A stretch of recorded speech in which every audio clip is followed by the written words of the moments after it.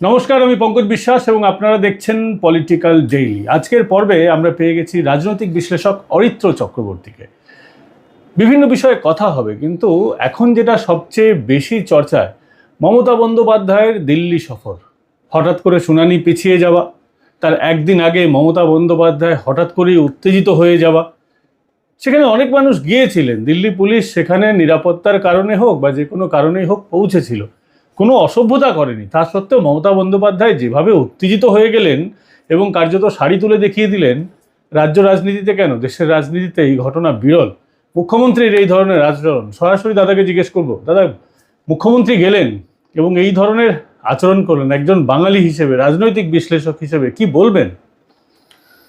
দেখুন, এইরকম ঘটনা প্রথম নয়। হয়তো দিল্লিতে গিয়ে এইরকম উনি অনেক দিন পর এরকম একটা স্টান্ট নিলেন।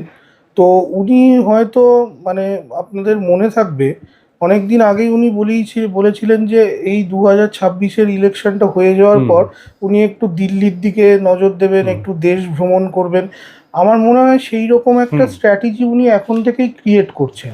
এবং এসআইআরের যে ব্যাপারটা এবং এই ব্যাপারটাকে পুরোপুরি গুলিয়ে দেওয়া হচ্ছে, আমার মনে হয় এটা ওনার প্ল্যানিং এবং আইপ্যাকের নির্দেশেই এই কাজটা উনি করছেন, এটা বলে আমার মনে হচ্ছে।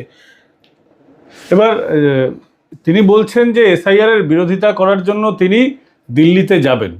সেখানে গিয়ে দেখা গেল নির্বাচন কমিশনে তিনি গেলেন, গিয়ে আবার বেরিয়ে এসে বলছেন আমি বয়কট করলাম। বয়কট শব্দের অর্থ তো আমরা জানি, কোথাও না যাওয়া। এবার গিয়ে ফিরে আসাটা মানে কার্যত ওয়াকআউট করা বা প্রতিবাদ জানানো। এটা বয়কট কবে থেকে হলো? এই বয়কটের বিষয়টা একটু বলবেন, এর কিরকম বয়কট এটা? না, ব্যাপারটা দেখুন, বয়কট না যাওয়া হতে পারে বা গিয়ে সঙ্গে সঙ্গে বেরিয়ে আসা, সেটাও একটা হতে পারে। উনি 1 ঘন্টা প্রায় আলোচনা করে কি করে সেটাকে বয়কট বললেন আমার জানা নেই। তবুও এইগুলো সবই আমার মনে হচ্ছে উনি ভেবেছিলেন হয়তো নির্বাচন কমিশনের সঙ্গে কিছু একটা সেটিং বা কিছু একটা হয়তো পারবেন, বা অন্য কোনো কিছুও হয়তো প্ল্যান করে গেছিলেন এবং সেটা যেহেতু ফ্রুটফুল হয়নি, সেই জন্য আসলে সেটা হচ্ছে ওনার রাগের বহিঃপ্রকাশ আমার মনে হয়েছে পুরোটাই। আচ্ছা, অভিষেক বন্দ্যোপাধ্যায় গিয়েছিলেন, তিনিও বলেছিলেন যে ইলেকশন কমিশনার আঙুল উঁচিয়ে দেখিয়েছেন, তিনি প্রতিবাদ করেছেন। মমতা বন্দ্যোপাধ্যায় গেলেন, উনিও বলছেন যে নির্বাচনী আধিকারিক যারা ছিলেন তার সঙ্গে খুব খারাপ ব্যবহার করেছেন, রাফ বিহেভিয়ার করেছেন। তৃণমূল দেখলে নির্বাচন কমিশন রাফ বিহেভিয়ার করছে নাকি গোটাটাই ব্লাফ, একটা পলিটিক্যাল স্টান্ট, কি মনে হয়? দেখুন, এই রাজনৈতিক ব্যক্তিত্বরা পর্দার বাইরে এসে অনেক রকমই মিডিয়ার সামনে কথা বলেন, যার হয়তো ভেতরে সেরকম কিছু হয়ই না। যেহেতু সেটার কোনো প্রমাণ এই মুহূর্তে কারোর কাছে নেই, সেই জন্য উনি যা খুশি তাই বলতে পারেন। উল্টো গল্প তো হতে পারে, হয়তো ভেতরে কিছু রফা হয়েছে, বাইরে এসে এমন নাটক করলেন যে কিছু হয়নি।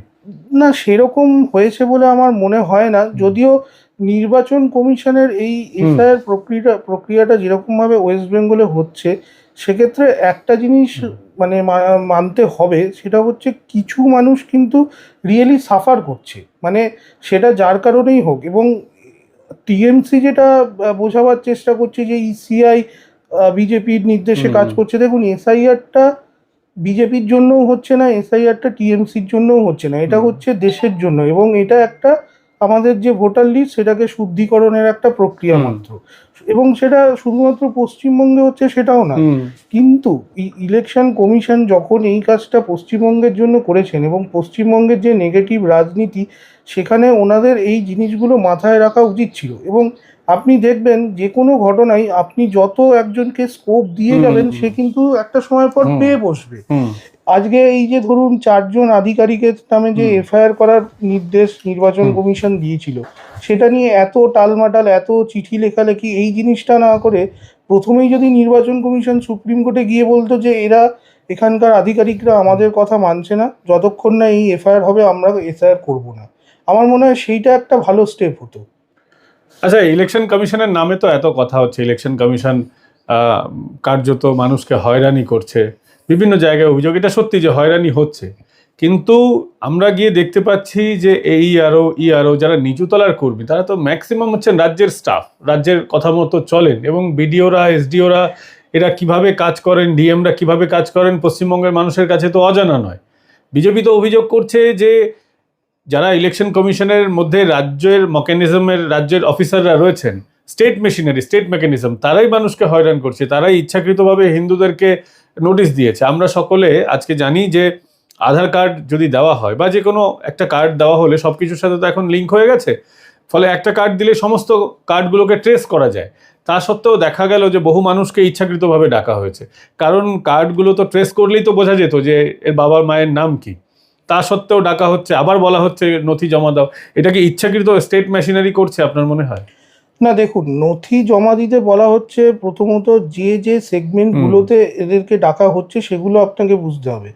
এক্ষেত্রে অবভিয়াসলি স্টেট মেশিনারি যারা, তারাই কিন্তু ইনভলভ। এবং আমি জানি না আপনি জানেন কি না, কিছুদিন আগেই বারুইপুর খুব সম্ভবত একটা কেস ধরাই পড়েছে, যখন ওই অবজারভাররা দেখছিলেন যে এরা কি করছে। অনেক সময় ধরুন আপনাকে 3টে ডকুমেন্ট আমি নিয়ে গেছি একজন নাগরিক হিসেবে, পাসপোর্ট নিয়ে গেছি, আধার কার্ড নিয়ে গেছি, প্যান কার্ড নিয়ে গেছি। এবার পাসপোর্টটাই একমাত্র কিন্তু ওই যে সবথেকে স্ট্রং ডকুমেন্ট লিস্ট যেটা নির্বাচন কমিশনের, সেটা হচ্ছে পাসপোর্টটাই একমাত্র গ্রহণযোগ্য নথি। এবং আধার কার্ড বা প্যান কার্ড এটা হয়ে গেল আপনার হচ্ছে সাপোর্টিং ডকুমেন্ট, ঠিক আছে। এবার এরা কি করছে, এরা দেখ ওই মানে নিচ্ছে 3টেই, নিয়ে যখন আপলোড করার হচ্ছে, পাসপোর্টটা আপলোড না করছে না, ফলে অন্য দুটো জমা দিচ্ছে এবং সেইটা রিজেক্টেড হয়ে যাচ্ছে সিস্টেমে। এবার এইটা তো নির্বাচন কমিশনের কিছু করার নেই, এটা তো যে স্টেট লেভেলে যে অফিসাররা কাজ করছেন তাদেরকেই করতে হবে। এবং এইটা দেখুন, এইটা প্রি প্ল্যান এবং সমস্ত, আমি যদি খুব ভুল না হই, আমার যেটা অ্যাজাম্পশন যে সমস্ত কাজ হয়ে যাওয়ার পরেও যখন দেখবেন ফাইনাল লিস্ট পাবলিশ হবে, এরকম কিছু ব্যক্তিত্ব থাকবে, ধরুন টলিউডের কোনো ব্যক্তিত্ব, সেলিব্রিটি বা এরকম কিছু নাম, মানে চেনা মুখ থাকবে, যাদের নামটা হয়তো দেখবেন ওই লিস্টে নেই, এবং এইটা নিয়ে গিয়ে এই রাজনীতি হবে। আচ্ছা, এই জায়গায় আমি আসবো যে ইলেকশন কমিশন কি জানতো না যে পশ্চিমবঙ্গে কি ধরনের রাজনীতি হয়? কেন্দ্র সরকারও তো জানে এখানে কি ধরনের রাজনীতি হয়। তারা তো প্রথম থেকে এই ধরনের মেজারমেন্ট কি আন্দাজ করতে পারেনি যে মমতা বন্দ্যোপাধ্যায়ের যে স্টেট মেশিনারি যারা ভোটের সময় লুট করে নেয়, তারা এসআইআর কিভাবে করতে দেবে, এই জায়গাগুলো সমস্যা হতে পারে, বা সমস্যা যখন দেখলো প্রথম দিন থেকেই শুরু হয়ে গেল সমস্যা, তারপর বিকল্প কি কিছু ছিল না ইলেকশন কমিশনের হাতে? দেখুন, বিকল্প যেটা এখন করতে গেলেই তখন আবার প্রশ্ন উঠে যাবে, ফেডারেল স্ট্রাকচার, হ্যান ত্যান, এরকম অনেক প্রশ্ন উঠে যাবে। এবং আমরা তো সবাই জানি, বিশেষ করে সিপিএম এই কাজগুলো বেশ ভালো পালন করে আমাদের রাজ্যে। যখনই দেখবেন মমতা বিশাল বিপদে পড়ে যায়, তখন সিপিএমকে দিয়ে বিভিন্ন ন্যারেটিভ ছড়ানো হয় যাতে মমতাকে সাপোর্ট করা যায়, এইরকম একটা। ফলে সেই রকম আশা করি, দেখুন এখন অনেক বিভিন্ন অ্যাপ হয়েছে, মানে নির্বাচন কমিশনই কাজ করেছে সেই সমস্ত, এবং ভারত সরকারেরও ডেটা, যেরকম গানদীপ এআই বলে যেটা বেরিয়েছে, সেটাও বিভিন্ন মানে আইসোলেটেড যে ডেটাগুলো ছিল সেগুলোকে নিয়ে অনেক কিছু করা হয়েছে সেখানে। সুতরাং আমার মনে হয় স্ট্র্যাটেজিক্যালি নির্বাচন কমিশনও একটু এগোচ্ছে, যে খুব একটা অশান্তি ঝামেলা না করে কাজটা যতটা, দেখুন 100% না হোক, যদি 80%ও করা যায় সেটাও কিন্তু যথেষ্ট আমার মনে হয়, সেটাও এনাফ। মানে আমি একটা অ্যানালিসিস করছিলাম, ধরুন 2002 থেকে 4-এ যে এসআইআরটা হয়েছে, তারপর থেকে প্রত্যেকটা ভোটে, মানে আমাদের দেখবেন বিধানসভা ভোটের ঠিক 2 বছর পর 3 বছর পর লোকসভা ভোট হয়, আর লোকসভা ভোটের 2 বছর পর বিধানসভা ভোট হয়, এই যে প্যাটার্নটা চলে। এবং আমি দেখছিলাম যখন 2004 সালে এসআইআরটা হয়েছিল, তখন মোটামুটি 4.5 কোটি মতন আপনার জনসংখ্যা ছিল। আপনি চিন্তা করবেন না, যখন আমি দেখছি প্রত্যেক 2 বছর পর পর কখনো 45 লক্ষ, কখনো 60 লক্ষের ওপর এরকমভাবে অ্যাড হচ্ছে। মানে এত অ্যাড কি হওয়া যায়? মানে এই কাজটা কিন্তু খুব রিসেন্ট শুরু হয়েছে এরকম না, এটা মানে পিরিয়ডিক্যালি করা হচ্ছে, এবং যার ফলে আজকে এতগুলো নাম হয়ে গেছে। এবং দেখবেন এই জন্য তৃণমূলের অনেকে এই কথাটা বলছেন যে 5-6 বার ধরে যারা ভোট দিয়েছে তাদের নাম কেন বাদ যাবে। ব্যাপারটা কিন্তু সেটা নয়, 5-6 বার ভোট দেওয়াটা, গণ্ডগোলটা কিন্তু 2004-এর পর থেকেই হয়ে গেছে, যেটা সিপিএম শুরু করেছিল। এটা এটা মানে তৃণমূল সরকার আরও মানে আর কি এগিয়ে নিয়ে গেছে, আরো বৃহৎ আকার দিয়েছে। না, 5-6 বার ভোট যদি কেউ দিয়ে দেয়, তাতে কি তার অনুপ্রবেশের অপরাধটা মাফ হয়ে যায়? না দেখুন, এবার এই কথাগুলো পাবলিককে খাওয়ানোটা খুব সহজ না, পাবলিক কোনটা নেবে, এটা তো বেসিক্যালি পাবলিক পলিটিক্স এরাই করে, যে মানে মানুষ যেটা খাবে সেইটা বলা, সত্যিটা তো কখনোই কেউ বলবে না। আরেকটা জিনিস আমি যেটা জানতে চাইবো সেটা হচ্ছে, বিজেপি বলেছিল যে হিন্দুদের কোনো সমস্যা হবে না। কিন্তু এখন যেটা দেখা যাচ্ছে যে হিন্দুরাই সবচেয়ে বেশি ডাক পাচ্ছে, যেহেতু হিন্দু জনসংখ্যা এখানে বেশি, 70% এখনো হিন্দু জনসংখ্যা আছে, স্বাভাবিকভাবে তারাই বেশি ডাক পাবে, এটা ঠিক। কিন্তু যদি যাদের দেখা যাচ্ছে ডাকা হচ্ছে, যাদের নামে লজিক্যাল ডিসক্রিপেন্সি আসছে, তারা যে একদম বাদ যাবেন না, এই সিউরিটি কিন্তু এখনো কোনো রাজনৈতিক দলের তরফ থেকে কিন্তু এখনো আসেনি। না, লজিক্যাল ডিসক্রিপেন্সি যেটা দেখুন, সেটা আমার পুরোপুরি মনে হয়েছে সেটা খুবই মানে বেসিক ইস্যু এবং কসমেটিক ইস্যু, মানে নামের বানান ভুল বা এইরকম কিছু, বা হয়তো মার সাথে বয়সের মানে 15 বছরের কমে মা হয়ে গেছে, এইরকম ব্যাপার, সেগুলো আমার মনে হয় না বাদ যাওয়ার কিছু আছে। অ্যাকচুয়ালি ব্যাপারটা আরো গভীরভাবে যদি আমরা ডিসকাস করি, মানে জানি না, এটা আমার পার্সোনালি মনে হয়েছে যে এসআর যখন হয়েছে বা যারা বিএলও হিসেবে কাজ করে, মানে এখানে আমার মনে হয়েছে যে ইংরাজি শিক্ষারও একটা অভাবের জন্য হয়তো হতে পারে। তাছাড়াও এবার বিশেষ করে ধরুন যেরকম ডেটা অপারেটর দেওয়া হয়নি, মানে ফর এক্সাম্পল আমি বলছি, কারোর নাম যদি শান্তনু হয়, সেটা অনেকে SANও লেখে, আবার SHও লেখে। এবার এইটা তো মানে হয়তো আমরা তো বেশিরভাগই বাংলায় ফর্মটা ফিল আপ করে দিই, বাট সিস্টেমে যখন তুলছি সেটা ইংলিশে আমি তুলছি। এবার কে কিরম ভাবে ইন্টারপ্রেট করে তুলছে এই ব্যাপারটা, এটা একটা হয়রানি হলেও মানে হয়তো মানুষকে যেতে হচ্ছে, বাট এটা আমার মনে হয় না এখানে খুব একটা বাদ যাওয়ার কিছু আছে, যদি তার কাছে কোনো ডকুমেন্টই না থাকে। একদিকে যেমন দেখতে পাচ্ছি যে স্টেট মেশিনারি ডিস্টারবেন্সের চেষ্টা করছে, অন্যদিকে দেখা যাচ্ছে যে এই স্টেট মেশিনারি একটা হোয়াটসঅ্যাপ চ্যাট ফাঁস হয়েছে, যেটা অভিষেক বন্দ্যোপাধ্যায়ের লোকসভা কেন্দ্রে, সেখানে বলা হচ্ছে যাতে কারো নাম বাদ না যায়, সবারটা এন্ট্রি করতে হবে।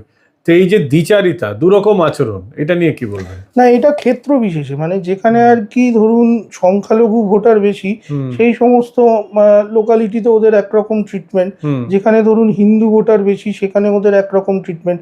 মানে ডায়মন্ড হারবার লোকসভায় তো আমি প্রথম এটাও শুনেছিলাম যে জাহাঙ্গীরের বাহিনী নাকি বিভিন্ন বাড়িতে গিয়ে বলে এসছে যে কেউ ডেথ সার্টিফিকেট দেবেন না, এবং নির্বাচন কমিশন বলেছে ডেথ সার্টিফিকেট ছাড়া আপনি কাউকে মৃত হিসেবে বাদ দেবেন না। তো এখানে তো একটা কনফ্লিক্ট তৈরি করাই হয়েছে। সুতরাং মানে এটা আর কি ক্ষেত্র বিশেষে যেরকম রাজনীতি করা যায়। আপনি জাহাঙ্গীরের কথা বলছেন, এখন মুসলিমদের একটা জোট তৈরি হওয়ার চেষ্টা হচ্ছে। মুখে তারা বলছে সেকুলার পার্টি, কিন্তু দেখা যাচ্ছে যে জনতা উন্নয়ন পার্টি হোক বা ISF হোক বা মিম, একজনও হিন্দু ক্যান্ডিডেট দেয় না, ঠিক যেরকমভাবে বিজেপি মুসলিম ক্যান্ডিডেট দেয় না। আর মুখে এরা সেকুলার পার্টি, কিন্তু এদের এজেন্ডা হচ্ছে সবই মুসলমানদের উন্নয়ন ভিত্তিক বা মুসলিমদের কেন্দ্রিক রাজনীতি ভিত্তিক। এরা এবার জোট বাঁধছে। এটা একটা ধর্মভিত্তিক রাজনীতি পশ্চিমবঙ্গে কিন্তু আমরা দেখিনি। প্রত্যেক রাজনৈতিক দল ধর্মকে নিয়ে রাজনীতি করে, CPMও করতো, বিজেপিও করে, তৃণমূল কংগ্রেসও করে, সবার নিজস্ব ঘরানা আছে, কিন্তু নির্দিষ্টভাবে একটাই ধর্মের লোককে টিকিট দেওয়া হবে, তাদের এজেন্ডাটাই ফুলফিল করা হবে, এটা কিন্তু পশ্চিমবঙ্গে ছিল না। এই রাজনীতি কত বিপজ্জনক পশ্চিমবঙ্গের প্রেক্ষাপটে আপনার মনে হয়, যেখানে মুসলিম জনসংখ্যা কিন্তু বাড়ছে? এখন কেউ জনগণনা হলে বোঝা যাবে, কিন্তু মোটামুটি আমরা যদি ধরে নিই 30%, আর মোটামুটি 10-15% হয়ে গেলেই তারা মোটামুটি জেতার জায়গায় চলে আসবেন যদি এক জায়গায় তাদের ভোট পড়ে। এটা কতটা বিপজ্জনক হিন্দুদের জন্য এবং পশ্চিমবঙ্গের রাজনীতির জন্য, দেশের জন্য? না, এখানে আমি প্রথমে একটা কথা বলবো, বিজেপি মুসলমান ক্যান্ডিডেট দেয় না এটা নয়, মুসলমান ক্যান্ডিডেট দেয়, বিশেষ বিশেষ জায়গায় হয়তো দিয়েও থাকে, কিন্তু হ্যাঁ, এবার এইটা হিন্দুদের জন্য কতটা বিপজ্জনকের থেকেও ব্যাপারটা হচ্ছে মুসলিমদের জন্য কতটা বিপজ্জনক সেটা মুসলিমদের ভাবতে হবে। কেন বলছি এই কথাটা, আপনি যদি পশ্চিমবঙ্গের রাজনীতিটা দেখেন, যেরকমভাবে এই সংখ্যালঘু সংখ্যাটা বাড়ছে, ঠিক আছে, এবং বিভিন্ন নেতার যে বক্তব্য, সংখ্যালঘু নেতাদের, বিশেষ করে হুমায়ুন কবির বলুন, এদিকে আমি যদি সিদ্দিকুল্লাহ চৌধুরী বলি, এদিকে আমাদের হুমায়ুন কবিরের আমরা 70% ভাগীরথীতে ভাসিয়ে দেবো, মানে এরা আমার যেটা মনে হচ্ছে একজন আব্বাস সিদ্দিকী এক সময় বলেছিলেন, নওশাদ সিদ্দিকীর সম্ভবত দাদা, যে 15 মিনিট পুলিশকে আটকে রাখো, আমরা ক্ষমতা দেখিয়ে দেবো। নওশাদ সিদ্দিকী নিজে বলেছেন কলকাতা আমরা জাম করে দেবো, 10-12 লোক নিয়ে যাব। হ্যাঁ, মানে এটা অ্যাকচুয়ালি ওদের মধ্যেই আমার যেন মনে হচ্ছে যে আরেকজন এদের মধ্যে কেউ জিন্না হতে চাইছে, নয়তো সোহরাবর্দী হতে চাইছে, এরকম একটা মানে নিজেদের মধ্যেই লড়াই চলছে যে কে কতভাবে মানে কনসলিডেট করাতে পারে মুসলিম ভোট। এবং মুসলমান সম্প্রদায়কে এটা ভাবতে হবে যে সোহরাবর্দীও আপনাদের কিছু দিতে পারেনি, জিন্নাও আপনাদের কিছু দিতে পারেনি।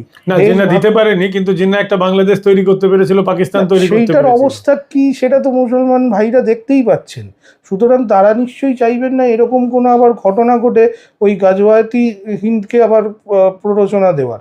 আমার মনে হয় তাদেরকেও ভেবে দেখা দরকার। এবং নওশাদ সিদ্দিকীর বক্তব্য শুনে অনেক সময় মনে হয় ও একটু অন্যরকম রাজনীতি করে, মুসলমানদের অ্যাকচুয়ালি ভালোর জন্য কাজ করে।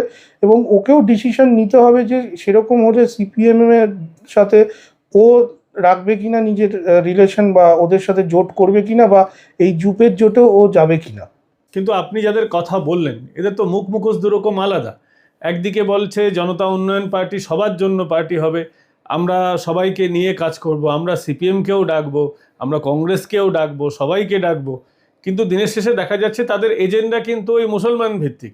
কেউ বাবরি মসজিদ করতে চাইছে, কেউ ফুরফুরা শরীফের পীরজাদার সন্তান, মানে পীরজাদা এখন আছেন বা তাদের সঙ্গে জড়িত আছেন। আবার কেউ দেখা যাচ্ছে এআইএমআইএম, তারা তো কিভাবে রাজনীতি করেন আমরা তো সবাই দেখেছি, যে মিমের পরিবারের সদস্যরা কিভাবে উস্কানিমূলক মন্তব্য দেন। আমি বলছি যে এরা যদি ক্ষমতায় আসে, যদি জোট এদের সাকসেসফুল হয়, তাহলে বাংলায় কি আবার বিভাজনের সেই রাজনীতি দেখতে পাবো, যেটা একসময় আমরা, আপনি যেটা বললেন একটু আগে, সোহরাবর্দীর সময় যেটা দেখেছি, আমরা কি সেই রকম আশঙ্কা করতে পারি? কারণ মুর্শিদাবাদে তারা যখন ক্ষমতা ধীরে ধীরে গ্র্যাব করতে সক্ষম হয়েছেন, অধীর চৌধুরী এখন মুর্শিদাবাদে কার্যত নগণ্য শক্তি। অধীর চৌধুরীর হাত থেকে মুর্শিদাবাদ বেরিয়ে যাওয়ার পর মুর্শিদাবাদে যে ধরনের গন্ডগোল বেড়েছে, কেউ বলতে পারেন তাতে তৃণমূলের ইন্ধন থাকতে পারে, কেউ বলতে পারেন তাতে হুমায়ুন কবিরের ইন্ধন থাকতে পারে, ইন্ধন জারি থাক, কিন্তু গন্ডগোল যে বেড়েছে এটা তো আমরা অস্বীকার করতে পারি না। এটা কতটা বিপজ্জনক এই ট্রেন্ডটা, বিভিন্ন জায়গায় গন্ডগোল বিভিন্ন হিন্দুদের ধর্মীয় অনুষ্ঠানকে কেন্দ্র করে হোক বা রাজনৈতিক ইস্যুকে তৈরি করা হোক। অনেক সময় আমরা শেষবারের মতন দেখলাম একেবারে ম্যানুফ্যাকচার্ড ইস্যু, যে মমতা বন্দ্যোপাধ্যায়ের সহযোগী দলের রাজ্যে গিয়ে আত্মঘাতী হয়েছেন, পুলিশ বলছে যে না উনি নিজে থেকে সুসাইড করেছেন, অথচ তাকে মেরে ঝুলিয়ে দেওয়া হয়েছে বলে 30 ঘন্টা ধরে একেবারে কার্যত অশান্তি করা হলো। মুখ্যমন্ত্রী পর্যন্ত বলছেন যে ওরা 30% যদি ওদের কথা আমি না শুনি, ও হামারা জিনা হারাম কর দেগা, এরকম কোট আনকোট মুখ্যমন্ত্রী বলেছেন, হামারা জিনা হারাম কর দেগা। মুখ্যমন্ত্রী দাগিয়ে দিচ্ছেন মুসলমানদের, আর মুসলমানরাও সেটার মজা নিচ্ছেন। না, এখানে দেখো দুটো জিনিস হতে পারে, ঠিক আছে? মানে প্রথম হচ্ছে আমার যেটা স্পেকুলেশন সেটা হচ্ছে ওয়াকফ আইন, সিএএ, এসআইআর, অগ্নিবীর ইস্যুটাও মনে করিয়ে দেবো। এই তিনটে স্পেসিফিক্যালি আমি বলছি মমতা ব্যানার্জির কাছে কিন্তু একটা ব্যর্থতা হয়ে গেল। কারণ প্রত্যেকটাই তিনি বলেছিলেন যে আমি করতে দেব না, ঠিক আছে? এবার ওয়াকফটা বিশেষ করে যখন উনি করতে দিলেন না, এবং আরেকটা জিনিসও উনি যেটা করলেন যে ওই সম্পত্তিগুলোর নথিকরণও উনি করালেন না সময় মতন। উনি প্রথমে বলেছিলেন কাউকে করতে হবে না, তারপর যখন দেখলো যে ডেডলাইন এসে গেছে তখন জোর করে হয়তো কিছু 30% বা 40% হয়তো করা হয়েছে। এবার এই সমস্ত কারণে উনি হয়তো আজ করছেন যে এই সংখ্যালঘু ভোটটা ওনার কাছ থেকে কিছুটা হলেও মুভ করে যেতে পারে।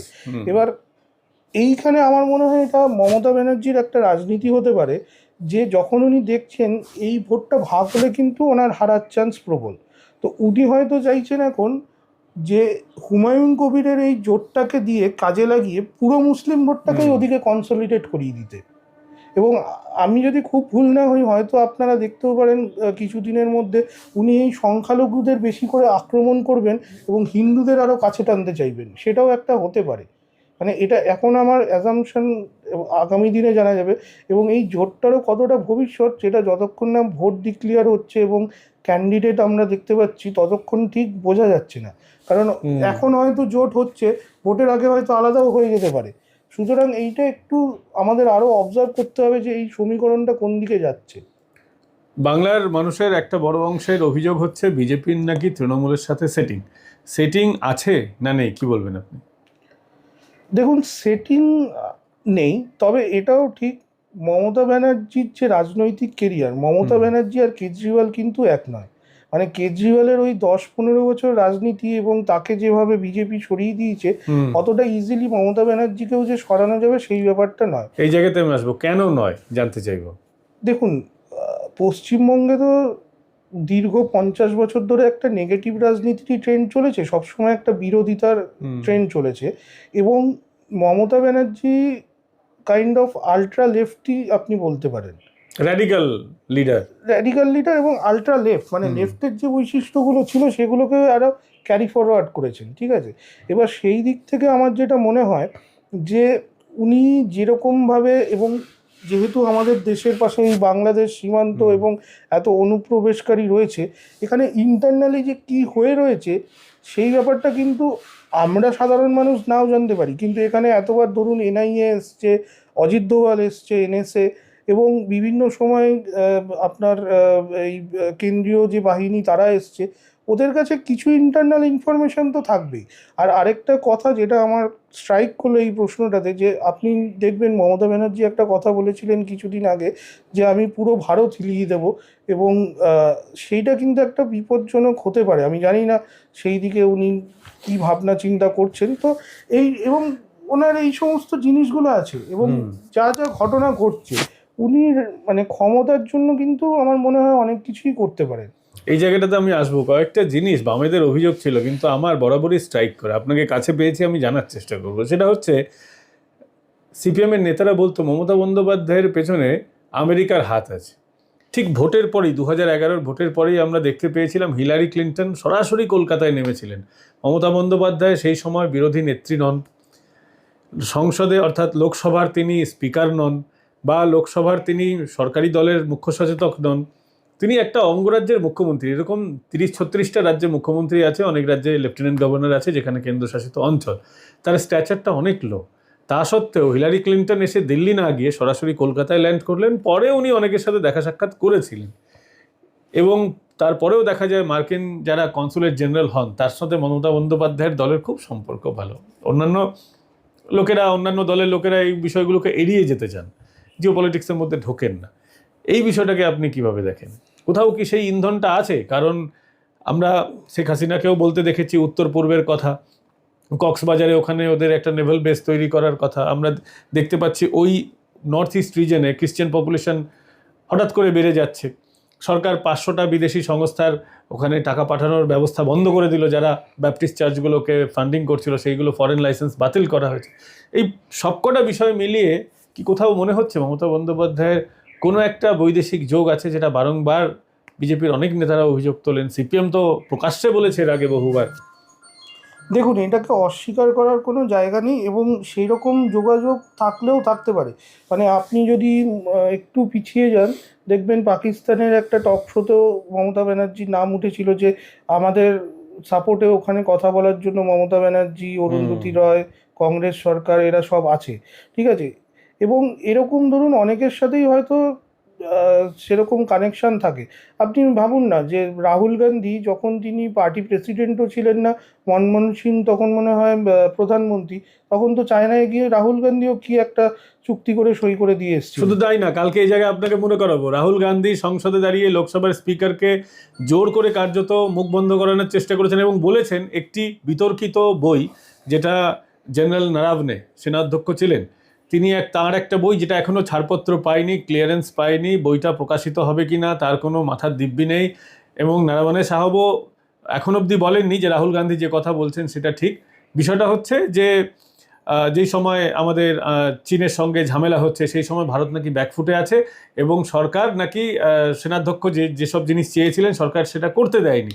উল্টো ন্যারেটিভ আর কি। বরং আমরা দেখতে পাই সেনার লোকেরা বলছেন, আমারও গতকাল একজন ব্রিগেডিয়ারের সাথে কথা হয়েছে, তারা প্রত্যেক সময় বলেন যে মোদি আসার পর হাত খোল্লা করে দিয়েছেন, এখন যা খুশি করা যায় বর্ডারে, দিল্লির পারমিশন নিতে হয় না। অথচ নারায়ণের বইয়ে রয়েছে যে সেই সময় নাকি সেনাবাহিনীকে আটকে দেওয়া হয়েছিল, এরকমটা বইয়ে আছে, রাহুল গান্ধী দাবি করছেন, এবং সেটা তিনি সংসদে বলতে চাইছেন। ভারতকে সবসময় ডাউন করার, গ্লোবালি ডাউন করার চেষ্টা রাহুল গান্ধীর কেন? না, আমি জানি না এটা রাহুল গান্ধী কিভাবে আয়ত্ত করেছেন। যে দেখুন, মানে সে তো একজন ইন্ডিয়ান, এবং আশা করি ইন্ডিয়ান। তো সে যদি ইন্ডিয়ান হয়, আমাদের ইন্ডিয়ার পলিটিক্সে যাই হোক, আমি সেটা বাইরের দেশে গিয়ে কেন, মানে ওনার যদি আপনি দেখেন, উনি ইন্ডিয়াতে যত না বক্তব্য রাখেন, ওর থেকে বেশি হয় বার্লিনে গিয়ে রাখছেন, হয় ইউএসএতে গিয়ে রাখছেন, এবং সেখানে গিয়ে ইন্ডিয়ার গণতন্ত্র খাতরে মে হ্যায় এরকম একটা উনি একটা অ্যাটিটিউড নিয়ে চলেন। তো এই দেখুন, একটা তো ডিপ স্টেটের একটা ছক থাকেই, এবং তিনি কতটা এই ডিপ স্টেটের সাথে যুক্ত বা যুক্ত নয় সেটা আমরা জানি না, হয়তো আগামী দিনে প্রকাশ পেলেও পেতে পারে। এবং এই বইটা নিয়ে আপনি যেটা বললেন, বইটা পাবলিশ হয়নি, এটা এখনো কাইন্ড অফ রিভিউ এর মধ্যে আছে, যে সেই না, সরকারি ছাড়পত্র নিতে হয়, হ্যাঁ যেহেতু সরকারি ছাড়পত্র, খুব সেটাই গোপনীয় জায়গায় যারা সেই কাজ রিভিউ করেন। এর মধ্যে আছে। এবং এটা হ্যাঁ, কিছুভাবে হয়তো লিক হয়েছে কিছুটা কন্টেন্ট বইটার, সেটা থেকে ধরে উনি এই কথাগুলো বলছেন। তো উনি আগে ক্লিয়ার করুন না যে লাল বাহাদুর শাস্ত্রীর মৃত্যু কিভাবে হয়েছিল।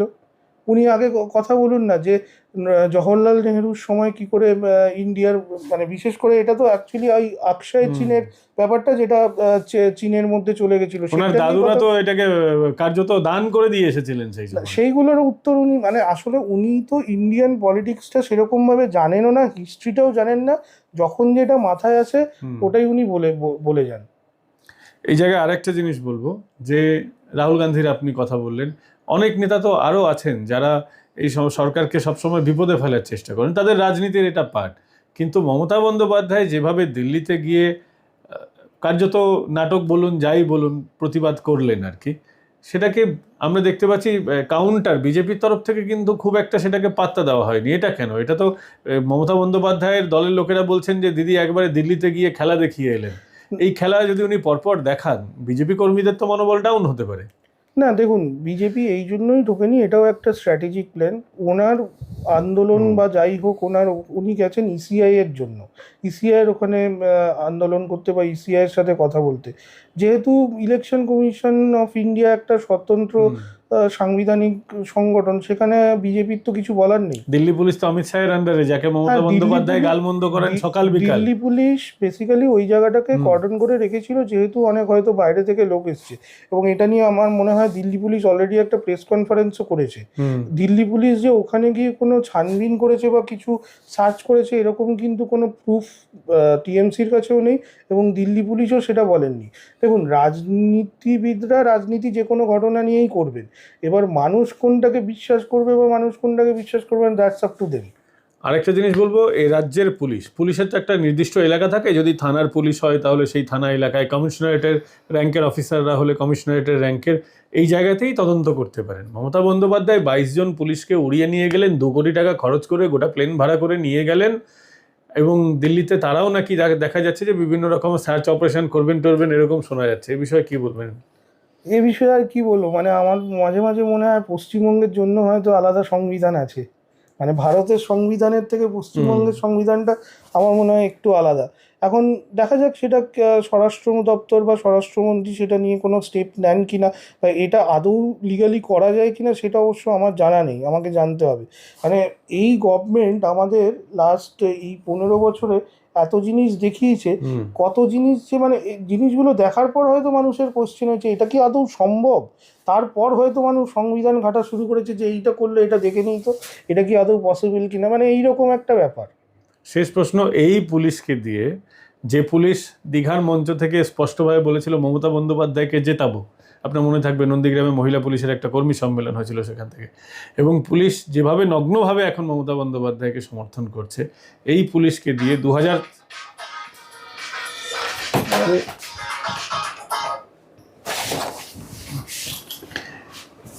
যে পুলিশ মমতা বন্দ্যোপাধ্যায়কে এভাবে নগ্নভাবে সমর্থন করে, আইনের বাইরে কাজ করে, এবং আমরা দীঘার মঞ্চ থেকে মহিলা পুলিশ কর্মীদের সম্মেলনের বার্ষিক মঞ্চ থেকে দেখেছিলাম যারা বলছে যে মমতা বন্দ্যোপাধ্যায়কে 2026-এর নির্বাচনে জেতাতে হবে। একেবারে দেখা যাচ্ছে যে পুলিশ কার্যত তৃণমূল কংগ্রেসের ক্যাডারে পরিণত হয়েছে। সব পুলিশ বলবো না, পুলিশের একটা অংশ, কিন্তু এটা একটা বড় অংশ, এবং যারা উপরে আছে পুলিশের, আইপিএসরা বিশেষ করে। তো এদের মাধ্যমে নির্বাচন করাটা কি সম্ভব হবে? সুস্থ নির্বাচন? যারা আইএস আছেন, আইপিএস আছেন, তারা সরাসরি মমতা বন্দ্যোপাধ্যায়ের সঙ্গে আছেন বলে বিজেপির অভিযোগ, এবং সেটার অনেক প্রমাণও পাওয়া যায় বিভিন্ন সময়। দেখুন, সম্ভব নয় তো সেটা অনেকেই বুঝতে পারছেন, তবে পুলিশের ব্যাপারটা কি বলুন তো, প্রশাসন সবসময়ই দেখুন যে স্ট্যান্ডিং গভর্নমেন্ট থাকে তার হয়েই থাকে, তার হয়েই কথা বলে, সে যে কোনো কারণেই হোক না কেন। কিন্তু ইলেকশনের সময় দেখুন, একটা তো আন্ডার কারেন্ট সবসময় থাকে, এবং এটা পুলিশ প্রশাসন এরা অনেক আগে বুঝতে পারে, কারণ গ্রাউন্ড লেভেলের ইনফরমেশনটা ওদের কাছে থাকে। সেই সময় হয়তো এরা অনেক সময় ঘুরে যায়, না হলে আজকে 2011 সালেও সিপিএম গভর্নমেন্টকে সরিয়ে তৃণমূল গভর্নমেন্ট আসতে পারতো না। শুধু পুলিশের ওই সম্ভাবনাটাই যদি আমরা দেখি, এখানে আরও বিভিন্ন ফ্যাক্টর থাকে এবং যেরকমভাবে বিভিন্ন দিকে যাচ্ছে এগোচ্ছে, যেরকমভাবে ঘটনা বলি 356 যে হবে না বা 355 হবে না ভোটের আগে, এটাও কিন্তু ফেলে দেওয়া যায় না। মমতা বন্দ্যোপাধ্যায় তো গতকাল বলেছেন যে বিজেপি চাইছে রাষ্ট্রপতি শাসন এ রাজ্যে। বিজেপি কতটা চাইছে আমি জানি না, আমার তো মনে হচ্ছে মমতা বন্দ্যোপাধ্যায় নিজেই চাইছেন রাষ্ট্রপতি শাসন হোক। কি ফায়দা হবে তার?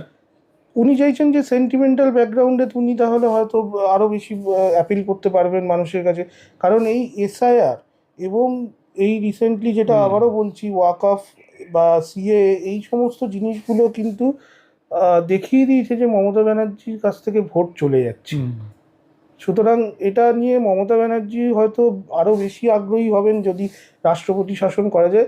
বাট আমি বলবো বিজেপি কিন্তু তার হাত থেকে তো ক্ষমতা চলে যাবে, তিনি তো আর মুখ্যমন্ত্রী থাকবেন না, তো পুলিশ ম্যানেজ করবেন কি করে, কন্ট্রোল করবেন কি সেটা করে? ঠিক করতে পারবেন, সেটা ঠিক করতে পারবেন। দেখুন, মমতা ব্যানার্জির একটা পলিসি আপনাকে ভালো করে জানতে হবে। উনি প্রশাসনকে প্রথমে ফাঁসান, তারপরে তাকেই হেল্প করেন বেরিয়ে আসার জন্য। এই যে আপনারা কি ভুলে গেছেন যে রাজীব কুমারকে যখন সিবিআই অ্যারেস্ট করতে গেছিল, তখন কিন্তু উনিই ঢাল হয়ে দাঁড়িয়েছিলেন ওনাকে বাঁচানোর জন্য। তো উনি এটা জানেন যে কাকে বাঁচালে আমার বেনিফিট। আবার সেই রাজীব কুমার রিটায়ারমেন্টের আগে এখন তদন্ত কমিশন বসিয়ে দিয়েছেন এই মমতা বন্দ্যোপাধ্যায় মেসিকাণ্ডে। হ্যাঁ, সে ঠিক আছে, ওখানে তো রাজীব কুমার একা ছিলেন না, এখানে অরূপ বিশ্বাস আরো বিভিন্ন ব্যক্তিত্ব ছিলেন যারাও ইনভলভ। সুতরাং এই সমস্ত তদন্ত হয়েছে তো পুলিশের উপরে। হ্যাঁ, পুলিশের উপর তো পুলিশই তদন্ত করেছেন, এবং পুলিশের যে তদন্ত, রাজীব কুমারের যে তদন্তটা হয়েছে, ওটা করেছেন ওনার সাবঅর্ডিনেট যারা পুলিশ তারা। এটাও কার্যত মানে হয় না পুলিশ ম্যানুয়াল। হ্যাঁ, সুতরাং আপনি বুঝতেই পারছেন যে তদন্তটা কিরকম তদন্ত হবে। অসংখ্য ধন্যবাদ দাদা। কথা হচ্ছিল অরিত্র চক্রবর্তী রাজনৈতিক বিশ্লেষকের সঙ্গে। দেখতে থাকুন, সঙ্গে থাকুন পলিটিক্যাল ডে।